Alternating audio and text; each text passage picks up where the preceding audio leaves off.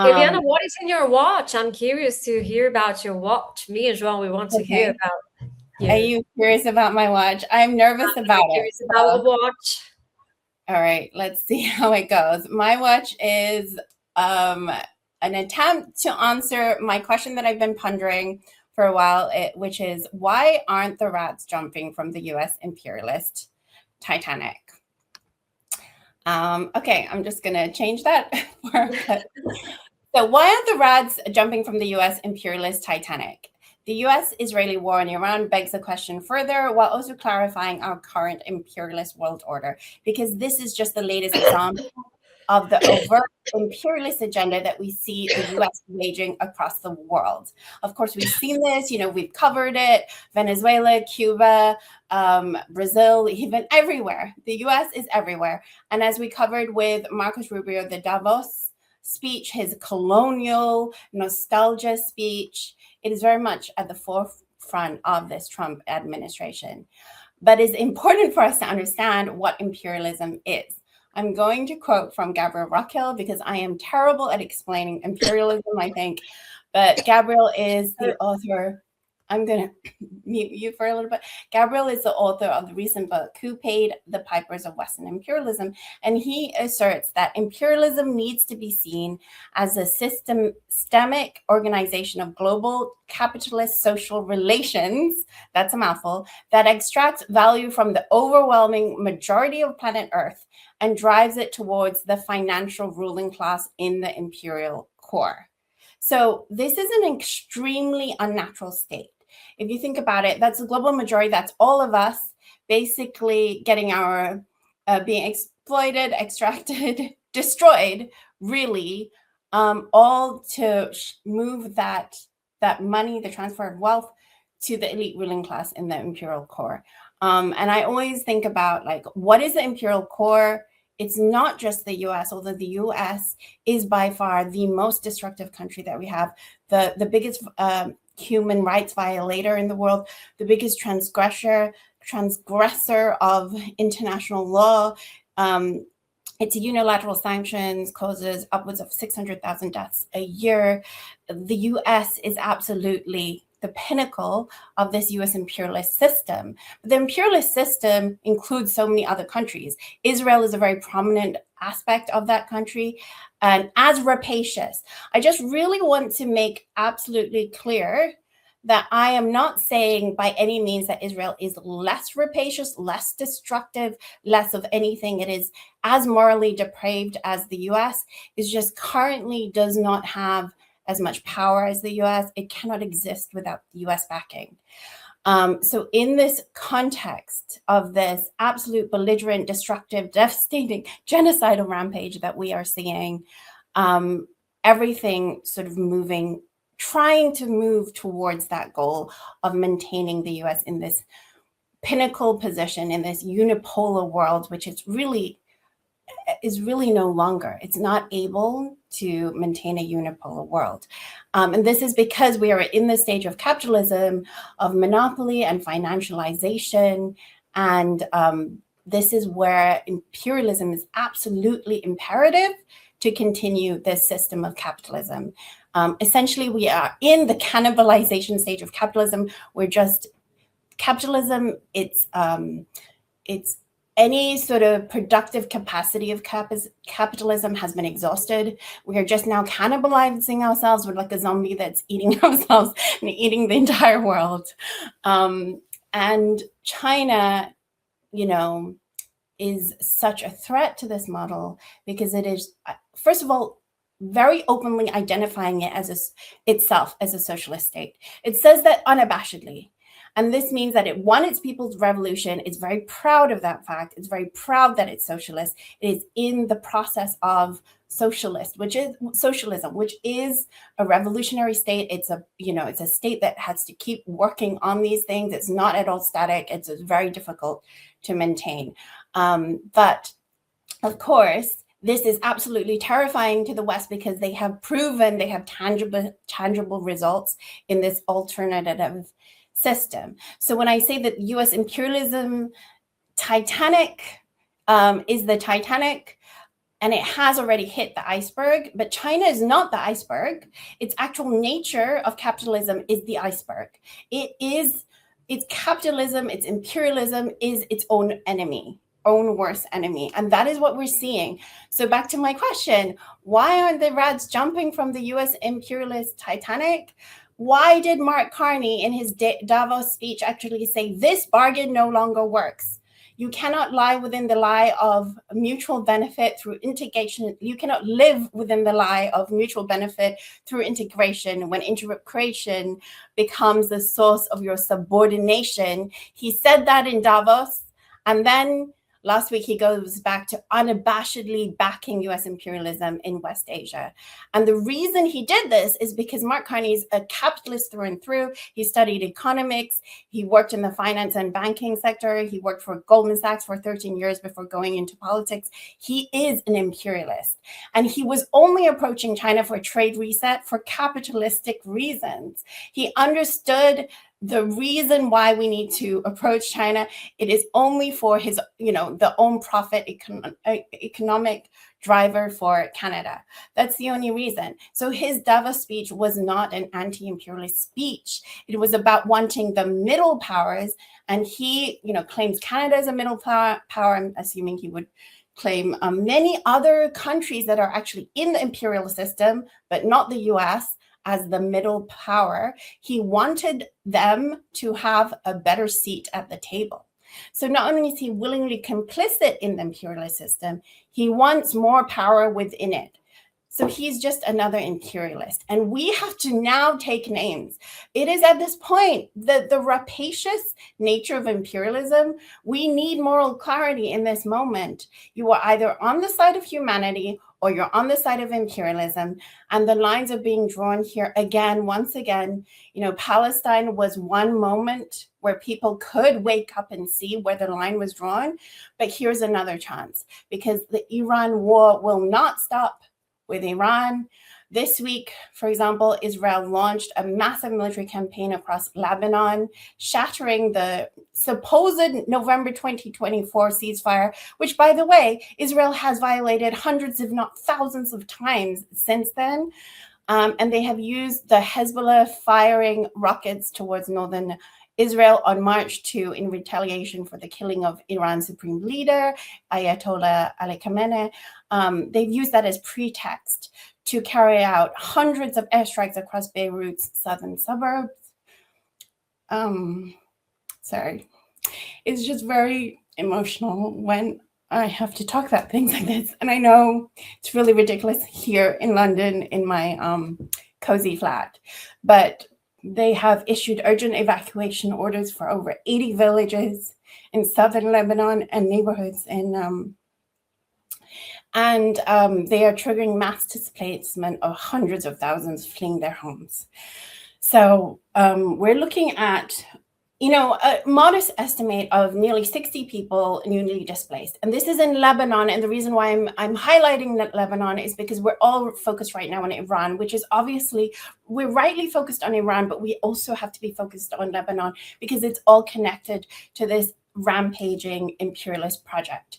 Now, the US allies of the US are also going to be affected by this. And I want to sort of bring this up before opening this up for discussion, because obviously you've talked about this already, Sara, that they will be, that Iran has hit 14 US military bases in 9 countries, and we can include Cyprus in that, the British RAF base, because it's very much intertwined.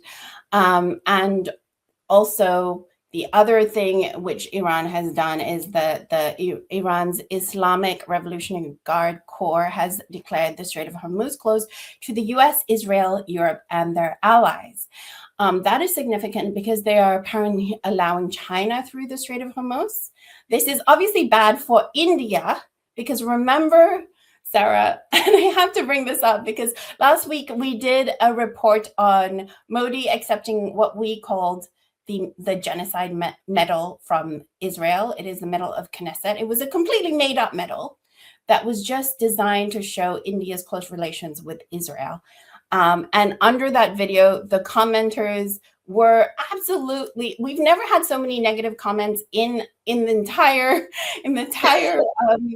Empire Watch. We have never had so many, and so many of them told us to make beauty tutorials, Sarah. So I'm of course very flattered by that. But this week, India, as we know, India is going to be hit pretty badly by this Strait of Hormuz situation because it imports 90% of its crude oil requirements. 50% of those crude oil requirements pass through the Strait of Hormuz.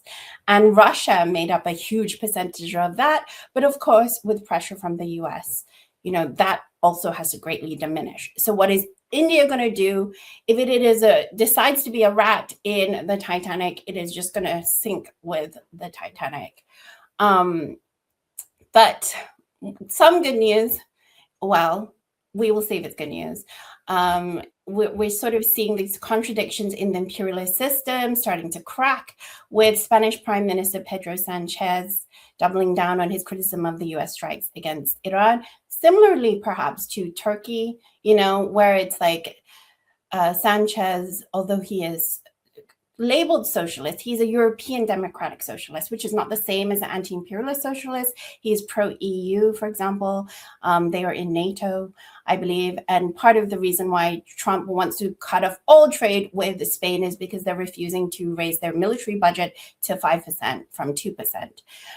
So the consequences of this, because right now, Spain PM Sanchez is brushing off Trump's threat. So this will be a test of whether or not US has the ability to maintain power over the imperial structure. Let's see. Obviously, it's not so simple because Spain, as part of the EU, means that 27 EU nations negotiate trade agreements. So we'll see what happens with that. But in conclusion, to my question, why haven't the rats jumped from the US imperialist Titanic? And we have to look at China again because it is a really long and arduous task here. I had an interview with KJ No on Global Majority for Peace. It is our latest interview, so please check that out, guys. It's really worth a listen to. But he talks about what China is doing to be independent from the imperialist structure, and he calls it the four sovereignties. It's linked to what we've been talking about already. The first one is the digital sovereignty. The second one is financial sovereignty. Then we have energy sovereignty. And of course, the fourth one being political and governance sovereignty. So you need those four sovereignties before you can even think of becoming a real, genuine sovereign country. Without those four sovereignties, you're really at the mercy of the US and the US imperialist system. And of course, this is incredibly, incredibly arduous. It's difficult. It's not simple, but the process has already begun. There are multiple initiatives, global development initiatives, global security initiatives. You also have things like BRICS, BRI, SCO, Shanghai Cooperative, BRI, Belt and Road Initiative, etc. There are so many initiatives already happening. So I think it is, in my watch, which I think went way over time, but I think appropriate that we start Global South Rising with this, the four sovereignties. So what do you guys think? Any arguments here?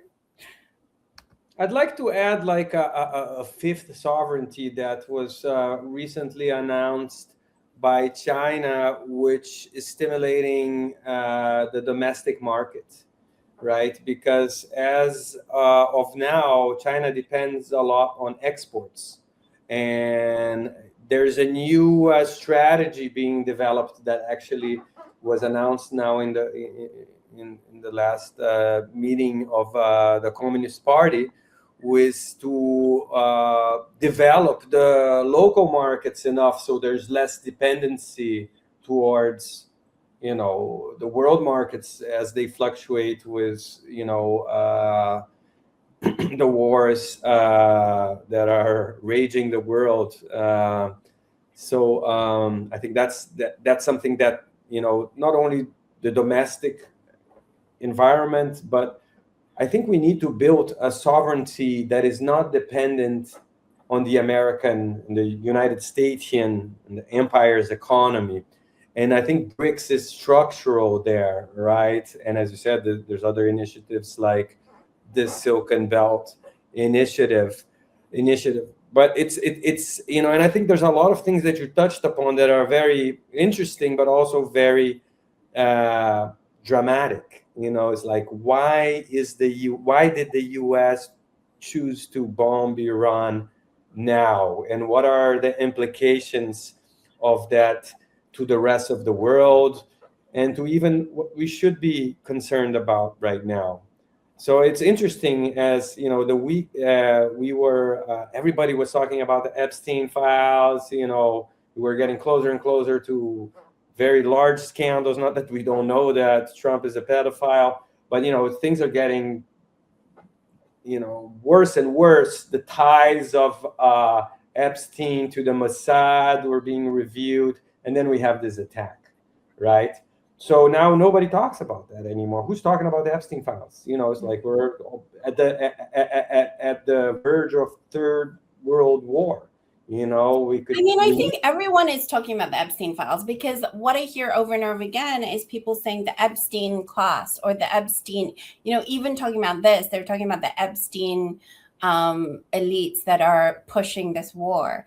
And on the show, we talk a lot about the files, but we talk about it in the context of the imperialist system. It makes sense that these depravities that have been exposed by the Epstein files happen in an imperialist system, because it is about greed and capital and the accumulation, bar nothing. There's no human cost that would be, considered within that paradigm. And how do you control people?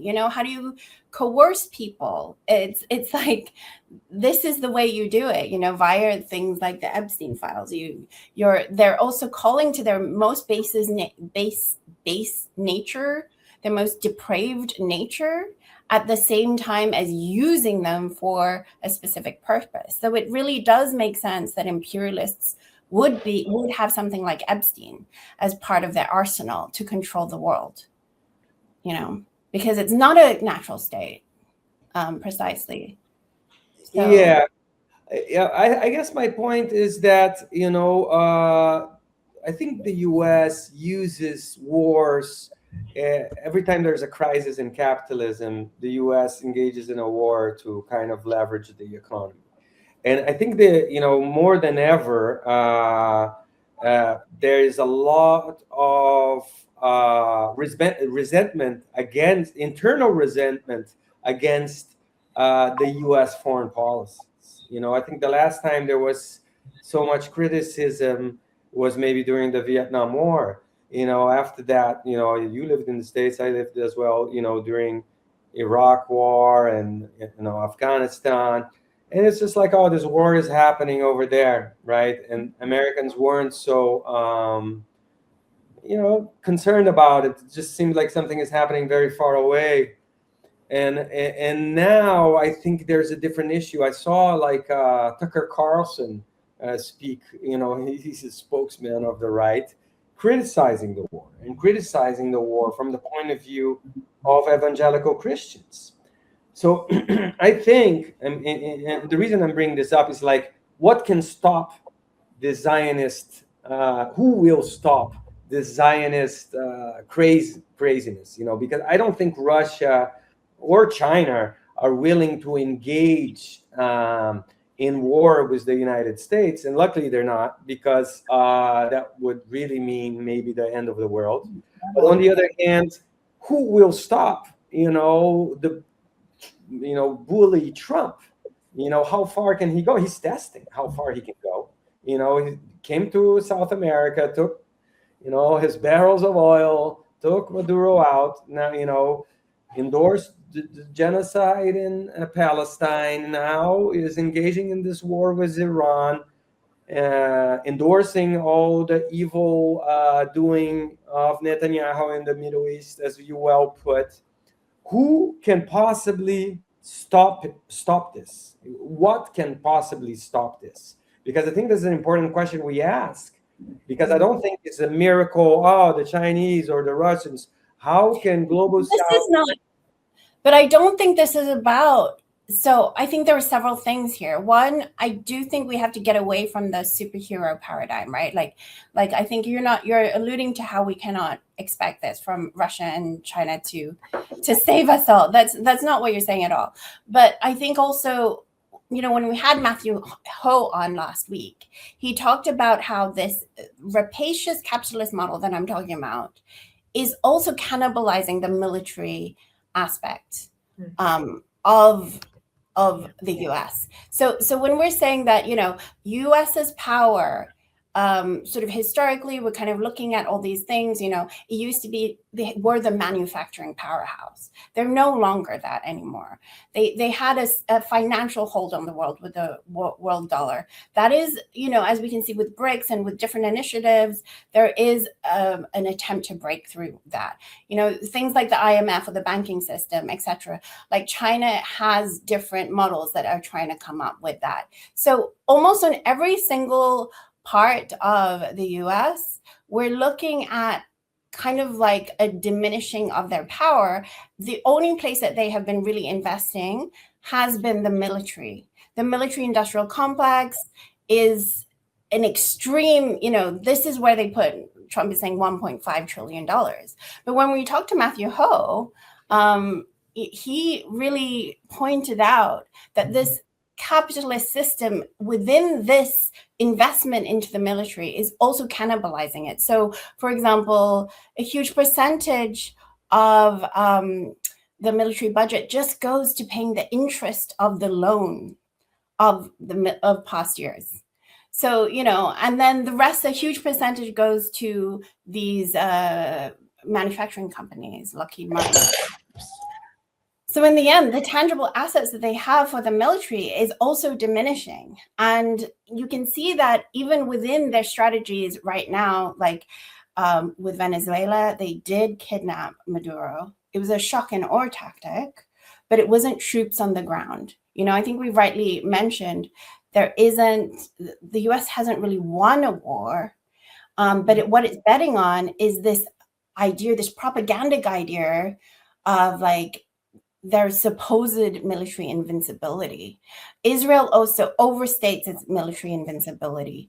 The US does that too. And there's a huge margin of it that is propaganda. So I think that's why we are in a pivotal moment, because Iran is not going to be so easy to subdue. They thought they could go in there, just kill Khamenei, and that's it. He stayed there because he's 86 and he decided to be martyred, because he understood the task. It wasn't a matter so simple of like getting rid of him, let's install another regime and we're done. This war is going to be a huge cost to empire. So I think you're right in that what is going to stop them, it's not going to be necessarily an easy answer, of course, but they're already imploding from within. And then these external factors that are happening already. The cracks within the imperial structure, the global South rising, like all these things that are sort of happening at once. And yes, hopefully the American people, the US public, if they could have this moral clarity of understanding that they are in fact the bad guys, if they could stop demonizing all these countries that are trying to be sovereign, and actually hold their people accountable, that would be a huge thing too. Yeah, João, to your question, I think it's really a very important question. What is going to bring this to an end? Of course, I don't have the answers. Nobody does have the answers. History plays its course in such ways that nobody can really predict. And maybe that's the beauty of it as well, that we're going to be surprised by a lot of events. We're going to be surprised by the fierce resistance of the Palestinian people. We're going to be surprised by the fierce resistance of the Lebanese people, of the Houthis. We are going to be surprised by the bravery of Iranian people. And we already seen the signs of it. And as Ileana mentioned, there is an autophagic element that is intrinsic and is part of the very nature of exploitation, of human and nature exploitation.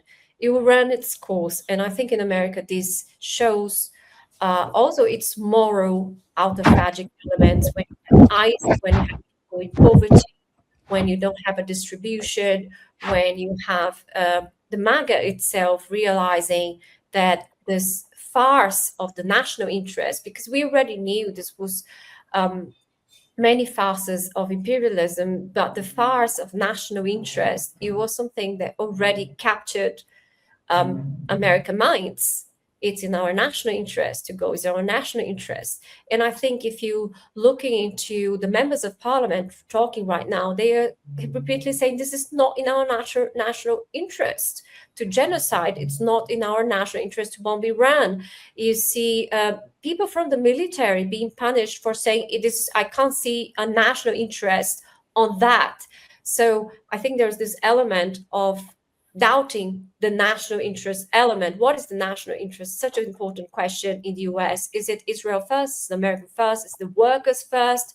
Is to bomb people? And I think this is a paradigm change within the US, which is a very important element.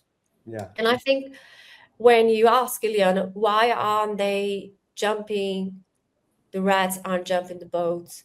Here I have to say there is a very psychological element that capitalism transforms our consciousness. When we are constantly in the environment of exploitation, competition, hatred, we become these people that are always anxious, always judging, always thinking that our existence in not harmonic with differences with other people. It's our self-interest first.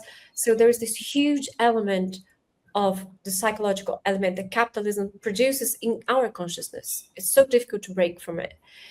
And also, like we were saying, with Matthew, like people within the Pentagon don't even recognize that they're in an imperialist system. They will swear back and forth that they're not part of an empire.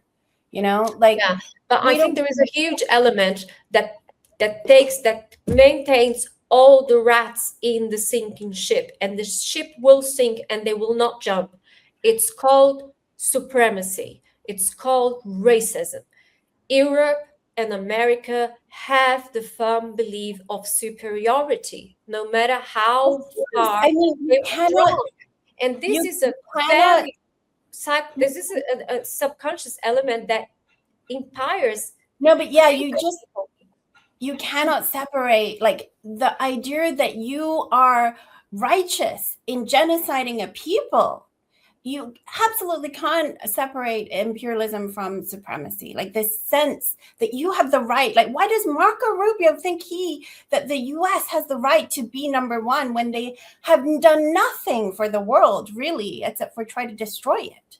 And they're not even showing metrics of number one in their own country. But when I'm talking about the supremacy, I'm not talking only white people. I'm talking the internal colonizers. I'm not talking about white people either, Yeah. No. I'm just clarifying my point. I'm not touching your point. When I say no, you have the assimilation of people who are there that has a huge level of supremacy. It's a cultural one, exactly. Like you have Priti Patel, who is the daughter of Indian migrants, oppressing people, sending people to a third country, migrants to a third country and in the middle of the ocean, and spitting fire. She's the white face of British, she's the Indian face of British white supremacy. So I'm talking about this cultural element, as João pointed out. So I'm done. Sort of. It's like a moral superiority. They have a moral superiority, and as if they are innately superior. Like regardless of whatever other characteristics that don't back that up. Yeah, it is absolutely there. You're right. And that's horrible.